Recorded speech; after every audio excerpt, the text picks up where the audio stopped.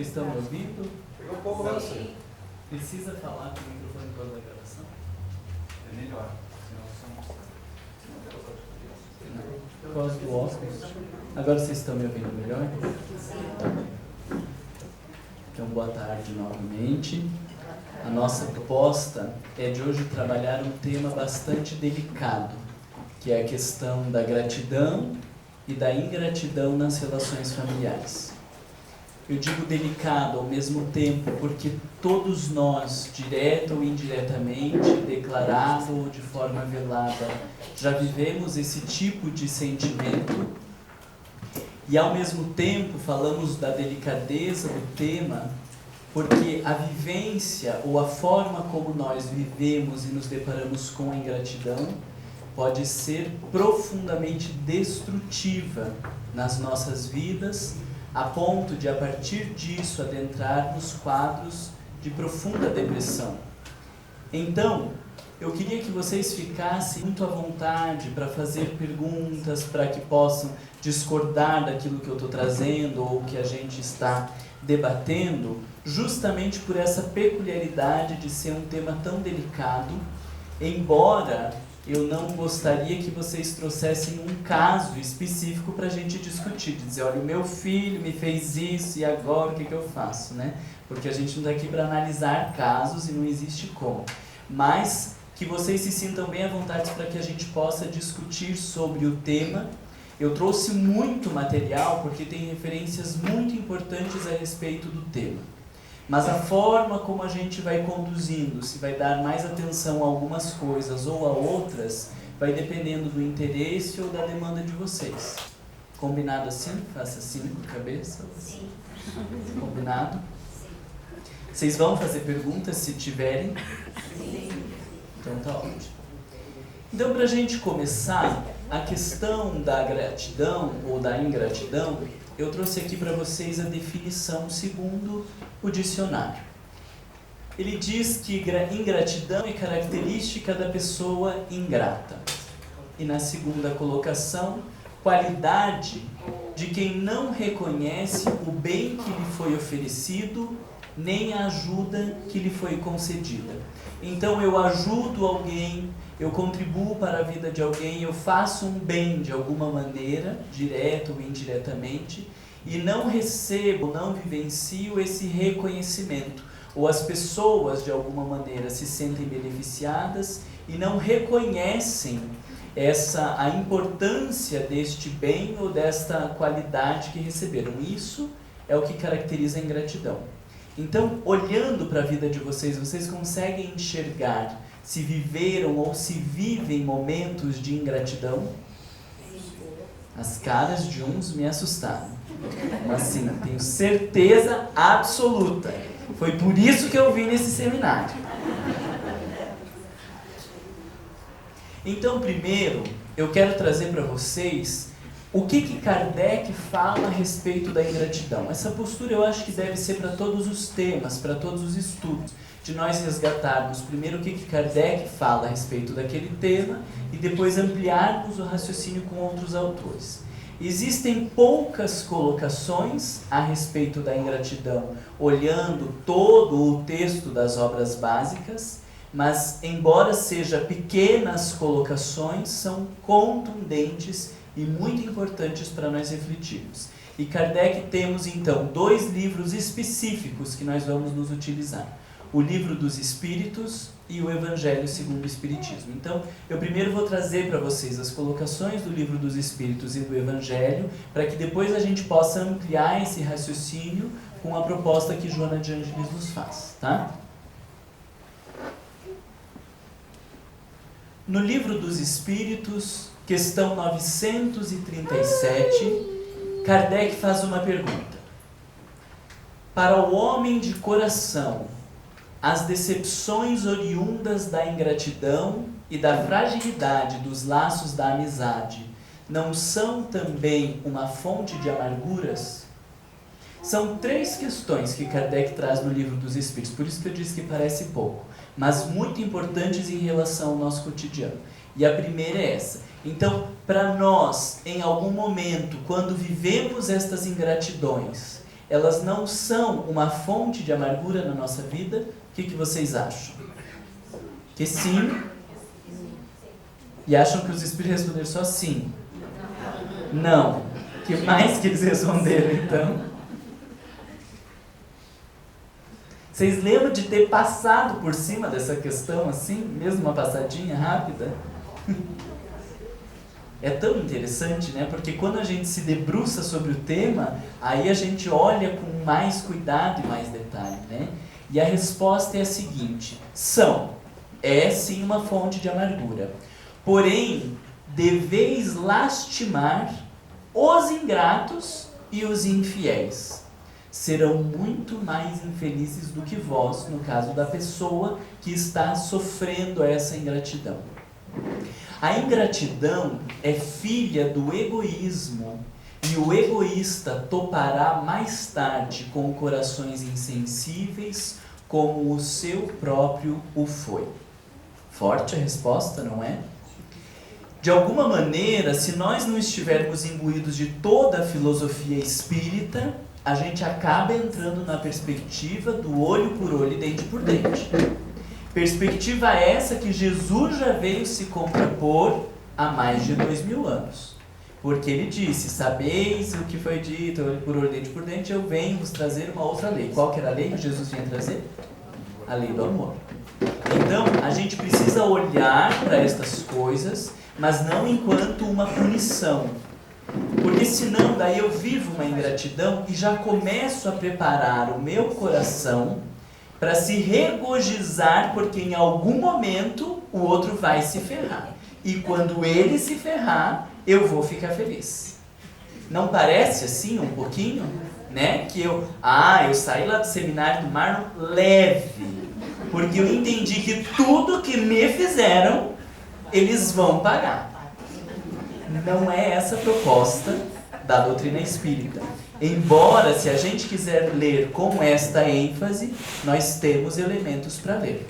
Por que este sujeito, que é ingrato no sentido do egoísta, mais tarde topará com corações sensíveis? Para ele se ferrar porque ele ferrou com a gente. É isso? Então, como que a gente insere isso na lei de amor, pensando em um Deus justo e bom? Causa e efeito. Mas causa e efeito, a gente também entende o causa e efeito como dar uma ferradinha com o outro.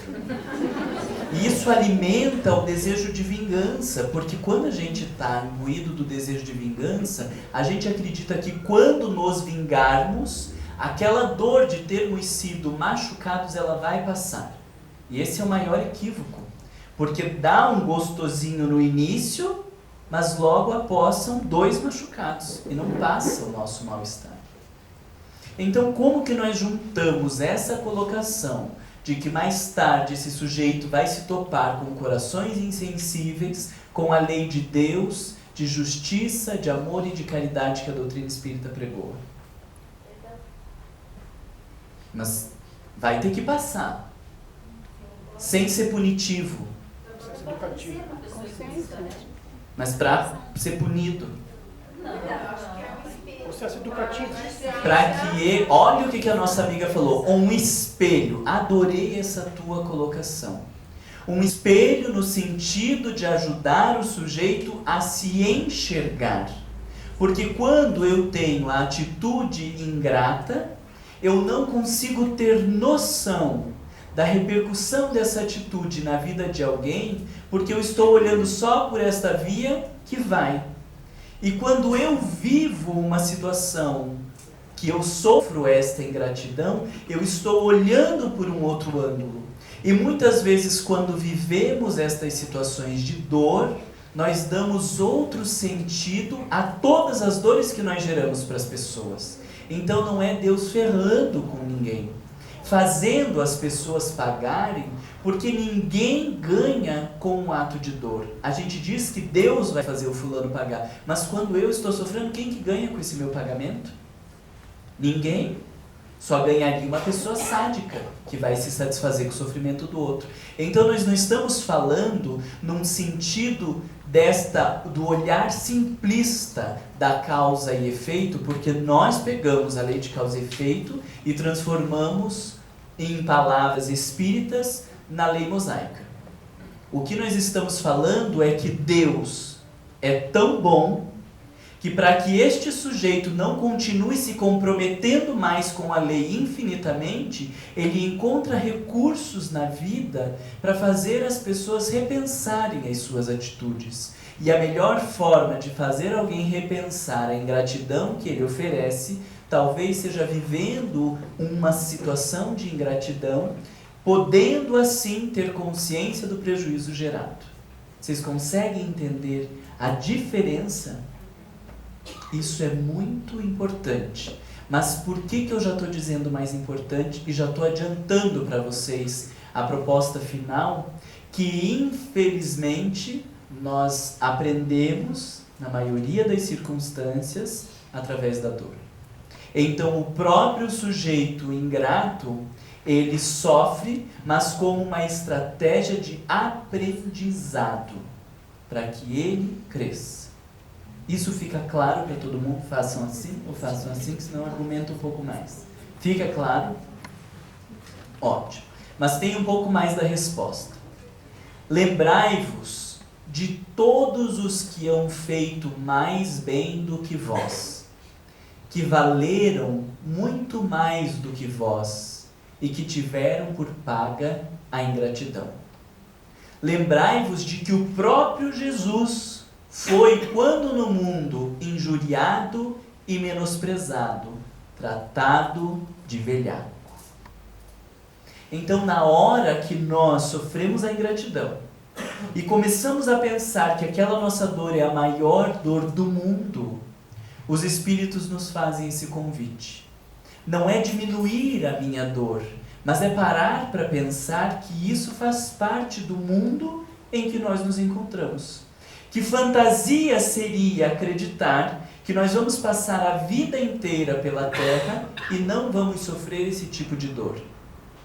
Então, o que eles estão nos dizendo é que existem pessoas que valeram, que fizeram muito mais do que nós. Então, eles deveriam ser muito mais reconhecidos do que nós. E não foram. E o próprio Jesus, governador da terra, viveu essa ingratidão. O que cabe a nós exigirmos? Vocês já leram a passagem de Joana de Cusa, quando ela é morta na fogueira?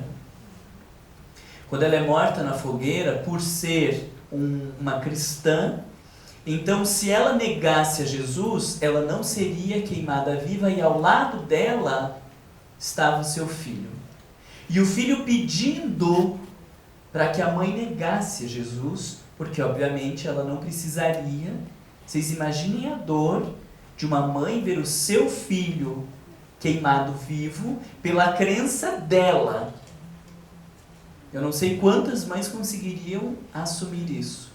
E na hora o filho pede à mãe que negue e ela diz: cala-te, meu filho, porque Jesus, que era puro, morreu na cruz. Como assim? Ele, que era o espírito mais iluminado, que não tinha nenhum débito com o passado, não tinha nenhum problema com a lei divina, viveu e morreu do jeito que tudo aconteceu. O que resta para nós? Nós vamos querer exigir o quê? Não passar por dores, não passar por ingratidão, não passar por mal-estar. Vocês conseguem entender a lógica que está implícita ali, de dizer assim: meu bem, você é muito pouco, porque tem muita gente que fez muito mais que você, e o próprio Jesus, que é o governador do orbe, é como se a gente pensasse assim, em todos os cuidados que a gente poderia oferecer agora não dá para falar do presidente porque está em baixa, né, nossa presidente, mas vamos pensar em alguém que estivesse em alta, sim, que a gente estivesse considerando muito, e aí você vai pegar aquela figura que considera tanto, e ela passa por isso, e você está exigindo melhor tratamento do que aquela figura? Tem noção do que você está exigindo para você? Consegue entender a colocação? Por isso que o limiar entre o consolador e o constrangedor da doutrina espírita, ele é muito tênue. Porque a gente pode olhar isso aqui e dizer: bom, então você cala a boca, que você não tem que sofrer nada, você não tem que exigir nada, engole tudo, que daí não é consolador. Ou olhar por um outro ângulo um pouco mais amoroso de dizer: olha, a gente entende que existe uma dor muito grande aí, e precisa lidar com essa dor, precisa cuidar dessa dor. Mas querer não passar por essa dor, aí é exigir demais. É diferente, porque às vezes nós vamos para um outro extremo como se nós não pudéssemos sentir esta dor. E nem a dor da ingratidão, não pudéssemos sentir medo, não pudéssemos sentir raiva, não pudéssemos sentir nada que tenha uma conotação negativa. A doutrina espírita não nos proíbe de sentirmos estas coisas. O que nós precisamos cuidar quando olhamos uma colocação como esta é não alimentarmos estas dores. Existe a diferença de achar que eu não posso sentir ingratidão e que eu tenho que ser um doce e que tenho que estar acima do bem e do mal, ou de eu reconhecer que eu sinto uma dor, que dói bastante, mas eu vou cuidar para não alimentar. Então eu pergunto para vocês, o que seria não alimentar essa ingratidão? Perdoar? Daí já é um não sentir. Já foi para o final da linha. É claro que o ideal seria esse. Mas tem um meio de caminho que a gente pode viver, que é o sentir sem alimentar. O que seria não alimentar? Ficar falando, né, sobre a situação. Ah, isso aí é uma coisa bem interessante, porque quando eu me sinto alvo dessa ingratidão, para todo mundo que eu encontro, eu vou dizer, olha como eu sofro. E até a gente mesmo vai aumentando o discurso, né? A gente vai lembrando de outras palavras, a gente vai dando um tomzinho mais escuro, a gente vai dando uma pioradinha na coisa, daqui a pouco a gente já está dando a entender que o fulano deu na nossa cara quando ele só disse, por favor, pare. Né? Então, não falar é uma coisa importante, neste sentido do não alimentar. O que mais que seria não alimentar? A ingratidão. Não pensar. No próprio pensamento, né? O fulano não podia ter feito isso, porque não sei o que, e aí eu fico, né, remoendo aquele negócio e esse sentimento vai crescendo dentro da gente. Tem mais alguma coisa que a gente poderia fazer? Seria entender a situação com que essa pessoa está sendo ingrata com a gente? Ah, muito bom. Então você consegue perceber a diferença de compreender a situação do sujeito e já se obrigar a perdoar? O perdão, no final das contas, vocês vão ver que o perdão ele não é uma atitude. Perdoar, não perdoar. O perdão ele vai ser uma consequência de todas as posturas que nós temos perante a vida. Na medida que nós vamos mudando as posturas de não comentar, de não ficar alimentando esses pensamentos e remoendo, de compreender a situação do outro e além de outros elementos que eu vou trazer para vocês, eu naturalmente perdoo.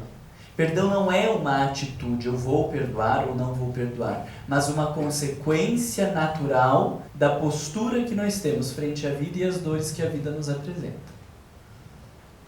Então vamos continuar ali com Kardec.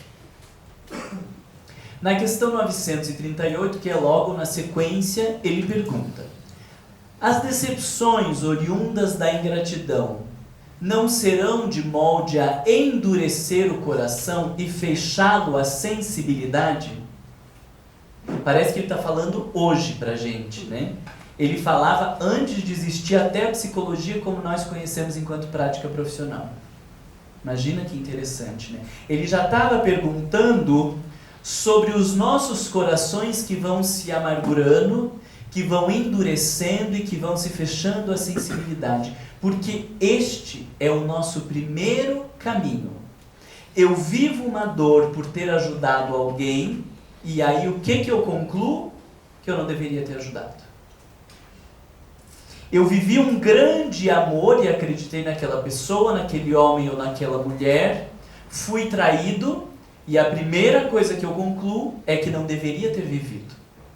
Ou que o homem não presta, ou que a mulher não presta, que não podemos confiar nas pessoas, que não devemos nos entregar. Então veja que importante, porque nós já somos muito deficitários no desenvolvimento dos bons sentimentos.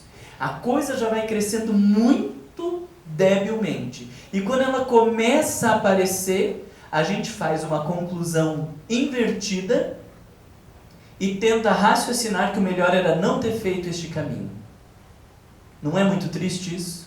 Vocês ficam imaginando o nosso mentor que conseguiu dar um estímulo ali, e aí a gente começou a fazer um exercício da caridade, aí o fulano jogou fora tudo que a gente deu, o que ajudou, o que a gente falou, e aí a partir disso a gente está vendo, é por isso que eu não faço caridade. O que é caridade? É por isso que a gente não pode ajudar pobre, porque pobre no final é tudo orgulhoso e vai sempre tratar a gente desse jeito. Por isso que a gente não pode gastar 1 centímetro da nossa vida com filho, porque a gente cuida e depois é só isso que a gente tem de retorno. Este é o raciocínio mais comum que nós fazemos, de nos fecharmos e nos endurecermos Nós que já estamos fechados e duros. Essa é a lógica. A gente já está fechado e duro e está começando a amolecer. Aí, começando a amolecer, a gente pensa em se fechar de volta. Esse é o maior problema que a gente tem. E ele diz assim: fora um erro, porquanto o homem de coração, como dizes, se sente sempre feliz pelo bem que faz. Então, se fechar é um erro, porque se estamos fazendo de coração, nós deveríamos nos sentir felizes pelo que estamos fazendo. Sabe que se este bem for esquecido nesta vida, será lembrado em outra, e que o ingrato se envergonhará e terá remorso de sua ingratidão. Então eu faço algo de bom para o outro, e vou pensar que, vindo ou não indo, eu fiz algo de bom, e é nisso que eu deveria me prender. E não naquela resposta que o outro deu, porque esta é uma resposta imediata. Mas quantas coisas as pessoas nos falam e nós não mudamos na hora. Mas com o que um outro fala, com o que o outro fala, com outros reveses da vida, nós vamos pensando, amadurecendo, e em determinado momento nós mudamos. Todas aquelas pessoas, elas contribuíram para a nossa mudança, mas não foi imediata. Então, todo o bem que podemos fazer às pessoas, nós não podemos olhar de uma maneira imediata, porque nenhum bem que nós façamos vai se perder em relação ao universo. Quando nós nos ofendemos, é porque estamos agindo de maneira imediatista. Eu faço e quero ter este retorno agora. Essa, então, é a primeira palavra para a gente refletir sobre quem sofre a ingratidão. Eu vou pôr, a gente tem quadro, né? Então eu vou pôr, porque eu vi que vocês ficaram meio assim, eu acho que vale a pena piorar a situação de vocês. Essa escreve. Então, a primeira palavra é imediatista.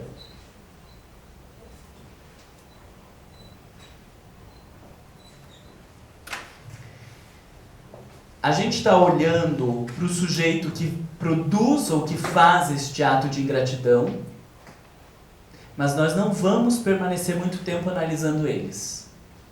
Por quê? Porque a vida que se encarregue deles. O problema é o que eu faço em relação ao meu sentimento de ter vivido ou de ser alvo dessa ingratidão. E aí o primeiro elemento que nós estamos pensando é que quando eu estou me sentindo alvo desta ingratidão, é porque eu estou sendo imediatista. Eu quero um reconhecimento ou um resultado agora. E vocês vão ver que vai muito piorar, porque a gente gosta de ficar no papel de vítima. Em geral, a gente adora o papel de vítima, né? E vocês vão ver quanta tragédia vem por trás desse papel de vítima, que vocês vão ter vergonha de dizer que se sentiram alvo dessa ingratidão, porque vai fazer uma lista tão grande de tudo que a gente é quando a gente sofre ingratidão, que vocês não vão mais querer falar. Eu sei que agora vocês estão se arrependendo de ter vindo.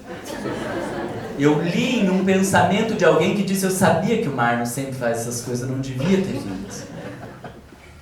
Olha lá, e aí na questão 938A ele dá uma esmiuçadinha. Mas isso, viver esta ingratidão, não impede que se lhe ulcere o coração. Ora, daí não poderá nascer-lhe a ideia de que seria mais feliz se fosse menos sensível? A gente acaba falando isso, não fala? E olha a resposta que os espíritos dão. Pode, se preferir a felicidade do egoísta. Triste felicidade essa. A resposta tem muito mais ali para baixo. Mas só esta colocação já cala com a boca da gente.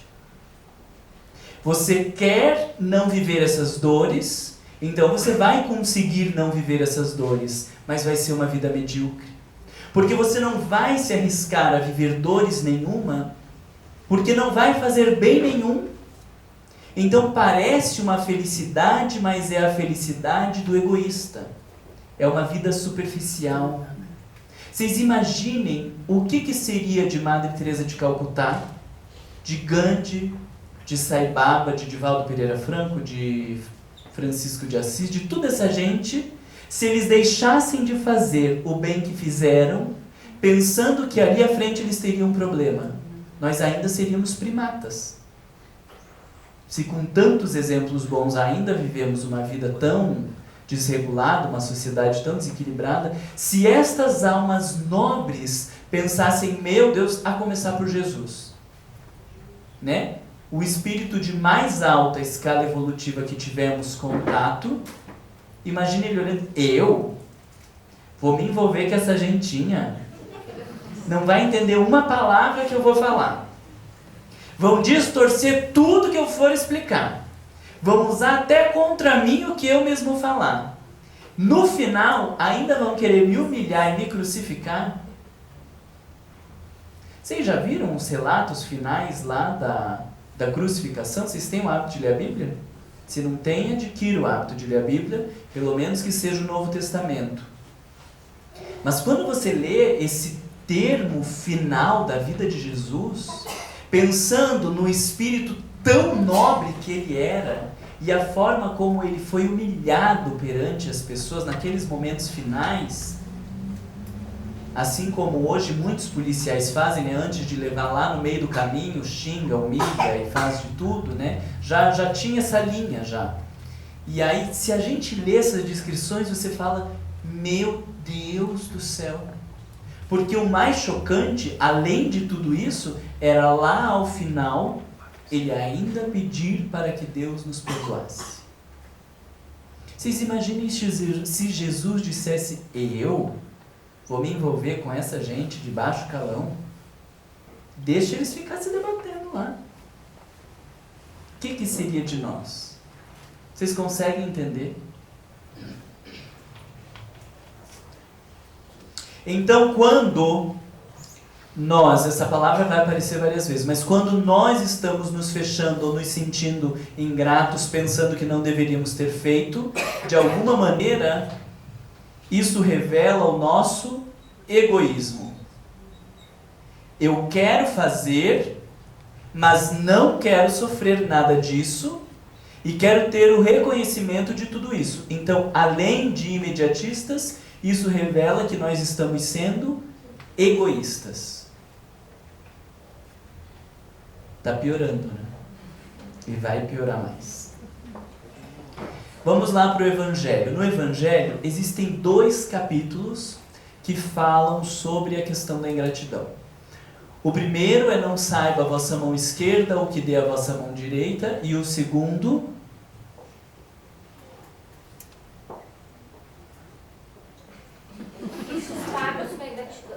não, mas capítulo, esse é o item aqui dentro desse.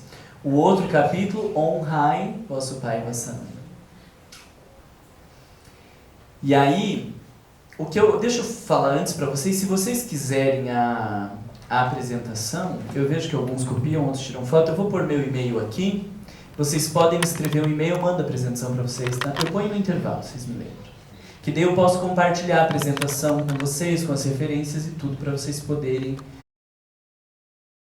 Apenas para receber demonstração de reconhecimento é não o fazer com desinteresse. E o bem feito desinteressadamente é o único agradável a Deus. Apertou a situação. Há também orgulho. Então, além do egoísmo, a gente ainda vai pôr aqui orgulho.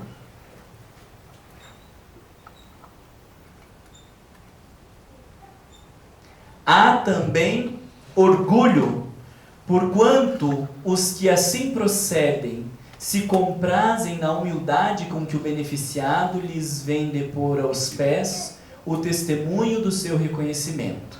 Aquele que procura na terra recompensa ao bem que pratica, não o receberá no céu. Deus, entretanto, terá um apreço àquele que não a busca no mundo. E aqui eu vou fazer um parênteses grande, porque cabe um outro equívoco de interpretação que a gente faz das questões do Evangelho, ao dizer assim, então você aguenta um pouquinho mais, porque o reconhecimento que você não obteve agora, você vai obter de Deus depois que desencarnar. Gente, continuou sendo egoísta e orgulhoso, só não foi imediatista. O que a gente está fazendo é uma troca. Então, a gente até vive aquela dor, mas fala, mas tudo bem.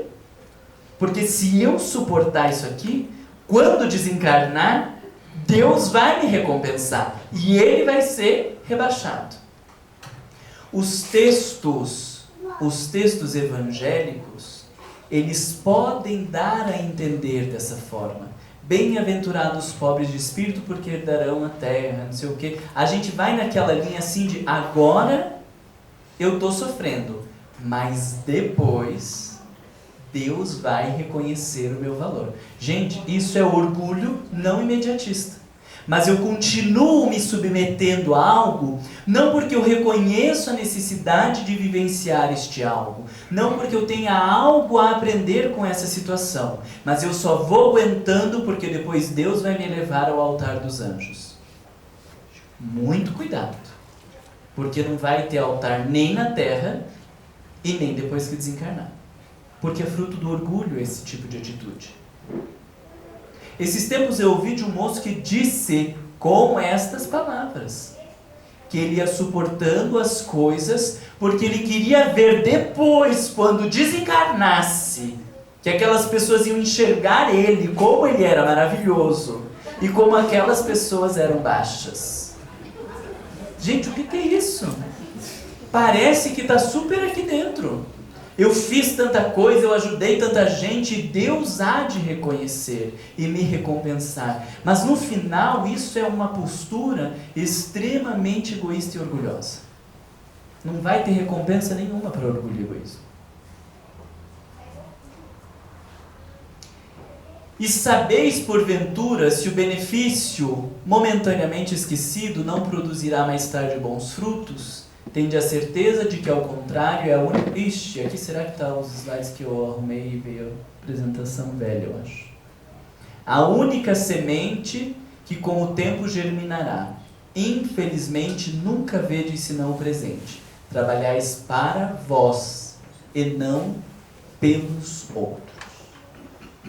Esta frase é bem importante, né? Quando eu estou fazendo um bem, no final das contas eu estou fazendo para mim. Porque eu estou desenvolvendo os bons sentimentos dentro de mim. Eu não estou fazendo para o outro.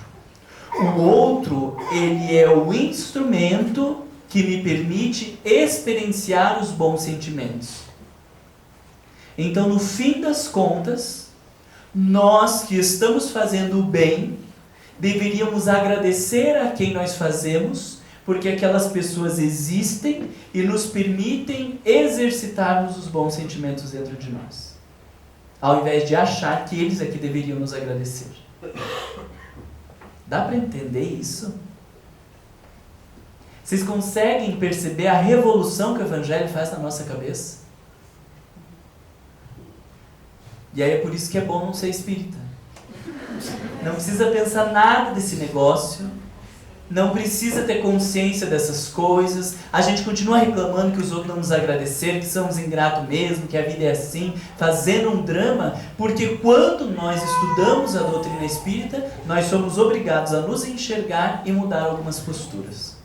A doutrina espírita nos desacomoda, tira-nos deste papel que no fim das contas ele só nos atrapalha, né?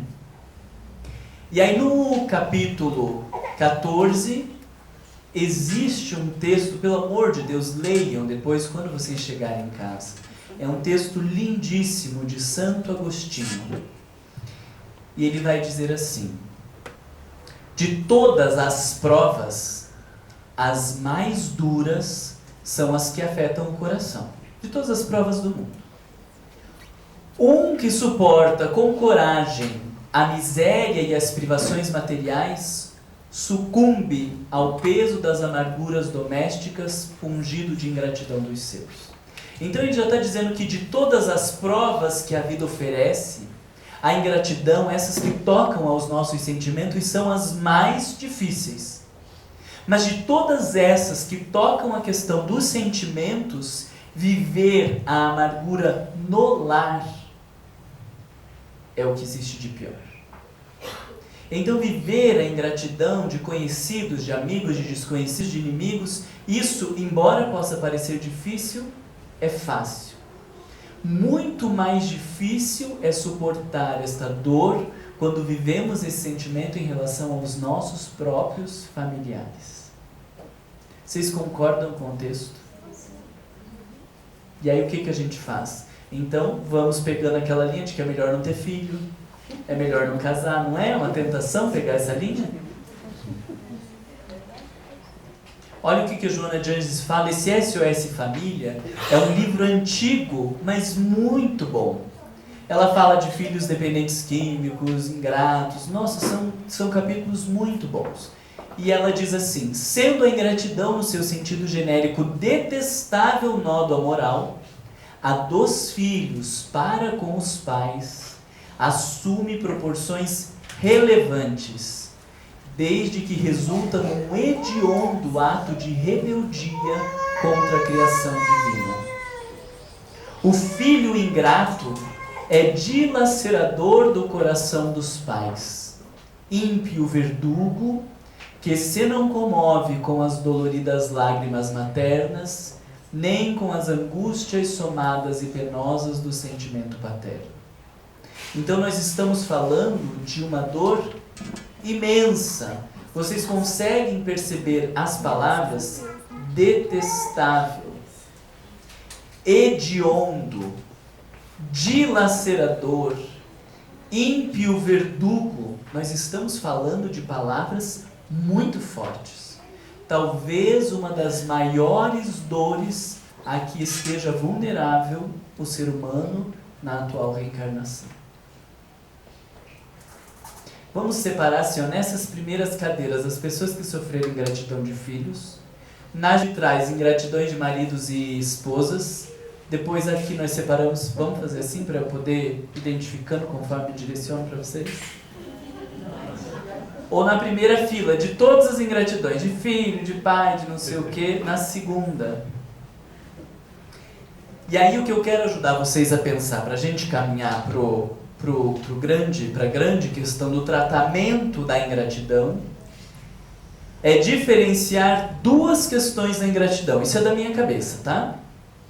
Existe uma ingratidão enquanto ato, que em geral somos nós quem dizemos: fulana foi ingrata comigo.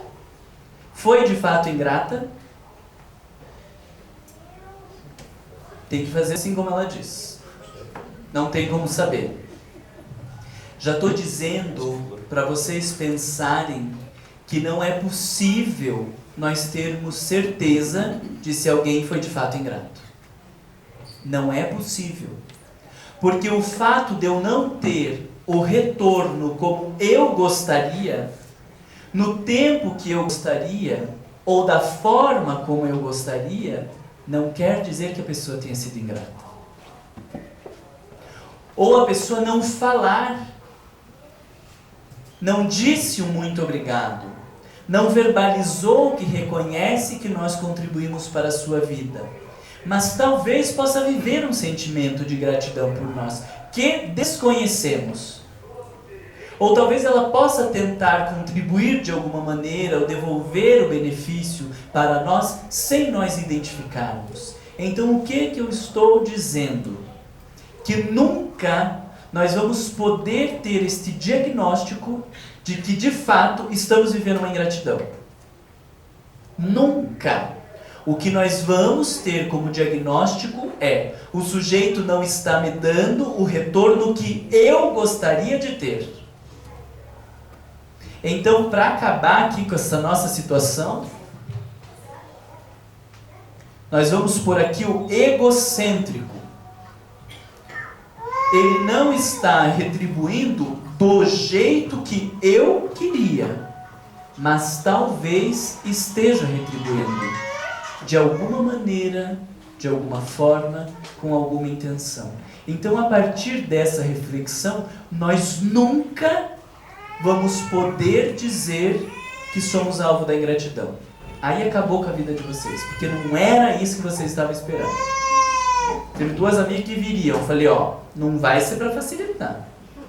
Se vocês acham que estão indo lá para ajudar e sair com o coração bem, porque vai ser reconhecido no céu, porque Jesus vai te dar o dobro em retorno, não sei o que, na poupancinha divina, porque você nem pode ter certeza de que é alvo de ingratidão. Vocês estão conseguindo entender? Quem pode definir se esse ato é ingratidão ou não? Nem a pessoa que sente. Porque às vezes o benefício que eu acho que eu estou oferecendo para o outro, ele não sente, não vive ou não é um benefício. E por isso ele não devolveu nada. Tem pais que dão a vida inteira aos filhos. Trabalharam a vida inteira para dar uma boa educação, não sei o quê. E a única coisa que os filhos queriam era atenção. E aí o pai vai dizer, ou a mãe vai dizer que esses filhos são ingratos. Não são ingratos porque receberam quase nada. Receberam uma coisa que não queriam ou que não precisavam. Talvez não seja. Ele próprio não se veja como ingrato. Porque a única coisa que ele queria era isto ou aquilo.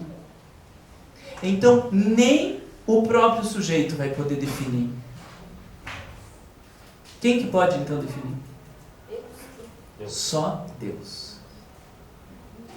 Porque conhecendo a intimidade, a intenção daquele que faz ou daquele que recebe, pode avaliar se um ato é ingrato ou não.